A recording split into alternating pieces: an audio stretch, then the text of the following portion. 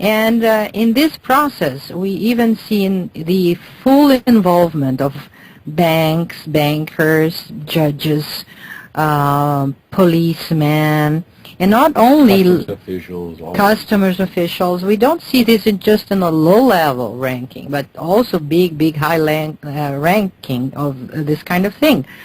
So I agree with some people that understand that if they would legalize drugs as they did with alcohol, they would make people see where are those drug dealers, who are they, and they would not be able anymore to take profit from this criminal aspect.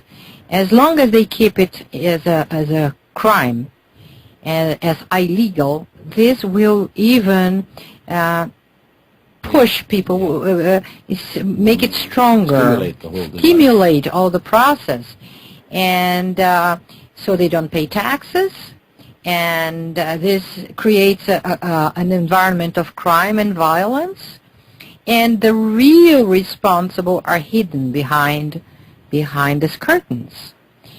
So this is a big challenge, to legalize drugs as a first step, and then to address the problem. Address it also in two levels. One level would be the social understanding of the problem, which would create the bankruptcy of many banks. Big banks would go bankrupt if they would stop laundering money, which are billions of dollars every year, or trillions of dollars being laundered. So we would see this falling apart. And not only that, but we should then address in every place, every community, all communities, homes, family, medias, schools, hospitals, to understand that if you take drugs, you're not benefiting yourself. You are destroying your brain, and this gives pleasure to the person. It's really difficult for a person to admit that, but this idea that taking drugs is something against society gives pleasure to many young people. But in reality, they are not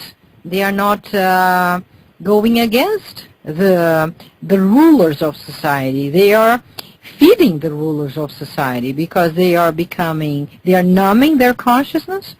They are becoming easy puppets for them, because you stop thinking, you lose your intelligence, you don't question anymore, so you become an easy puppet, and also you give money to them, so you are a slave many times. If you take drugs, you lose your freedom, totally lose your freedom. Thinking that you're making a big personal statement away from the society, you're actually contributing to the sickest people. Yes, and you are like becoming a slave of them, even a bigger slave. Just to illustrate this, Claudia, I remember a statistic from Catherine Austin Fitz from the Solari Institute, I think it's called, United States. She worked for the Department of